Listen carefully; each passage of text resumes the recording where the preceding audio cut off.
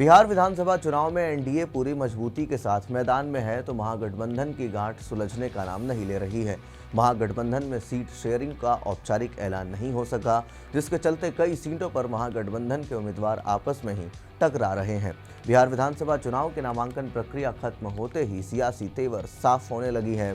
NDA को सत्ता से बेदखल करने उतरी महागठबंधन के सहयोगी दलों के बीच सीट शेयरिंग पर सहमति नहीं बन पाई। इस तरह सीट शेयरिंग फॉर्मूले की औपचारिक घोषणा नहीं हुई, लेकिन नामांकन समाप्त होते ही यह बात साफ हो गई कि कौन कितनी सीट पर किस्मत आजमा रहा है। महागठबंधन में कई दिनों तक चली खींचतान और दावों के बावजूद सीटों के बंटवारे का फैसला नहीं हो पाया। नामांकन खत्म होने के बाद यह साफ हो गई है कि महागठबंधन में सबसे ज्यादा सीटों पर आरजेडी चुनाव लड़ रही है, जबकि कांग्रेस पिछली बार से 9 सीटें कम पर किस्मत आजमा रही है।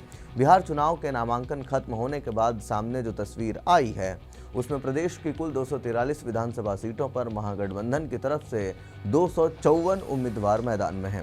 इस तरह 11 सीटों पर महागठबंधन की तरफ से 2-2 उम्मीदवारों ने ताल ठोक रखी है। ऐसे में एनडीए को घेरने के प्लान में कहीं तेजस्वी यादव खुद तो नहीं फंस गए हैं। महागठबंधन में आरजेडी सबसे ज्यादा सीटों पर चुनाव लड़ रही है।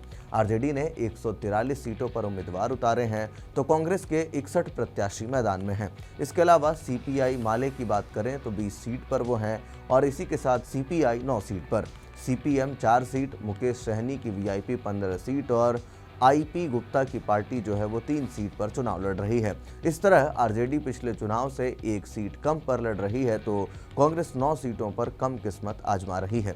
2020 में आरजेडी 144 और कांग्रेस 70 सीटों पर चुनाव लड़ी थी। बिहार विधानसभा चुनाव में एनडीए को घेरने के लिए विपक्षी महागठबंधन ने अपने सहयोगी दलों की संख्या बढ़ा ली, लेकिन सीट शेयरिंग की बात आई तो घटक दलों की सच्चाई सामने आ गई। इस तरह बिखरा नजर आ रहा है कि विपक्ष महागठबंधन नामांकन के बाद अब डैमेज कंट्रोल मोड में आ गया है।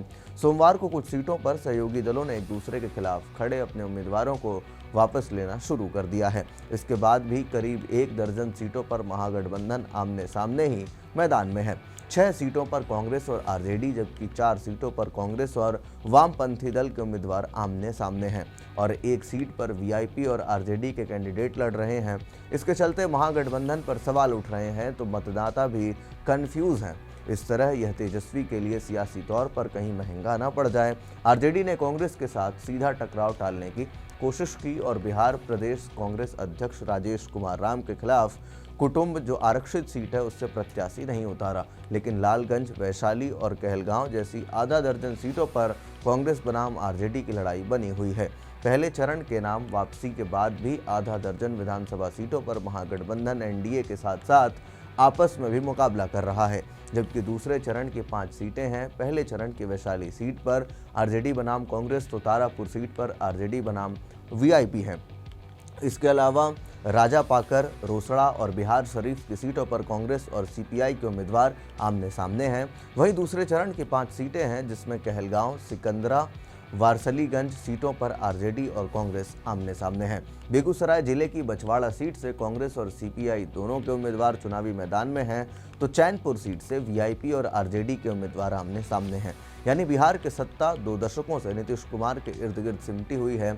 आरजेडी अपनी वापसी के लिए कई दांव चल चुकी है, लेकिन बीजेपी जदयू गठजोड़ को चुनौती देने में सफल नहीं हो सकी है। इस बार तेजस्वी ने अपने गठबंधन का दायरा बढ़ाया, लेकिन सीट बंटवारे पर सहमति न बना पाने के चलते कई सीटों पर आपसी फाइट की स्थिति बन गई है। एनडीए में सीट बंटवारे के बाद जरूर मनमुटाव की बातें सामने आई, लेकिन नामांकन के साथ सारे विवाद सुलझा लिए गए।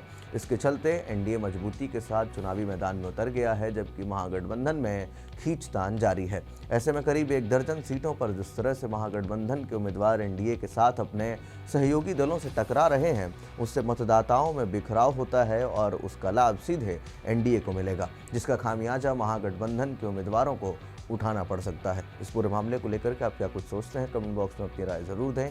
धन्यवाद।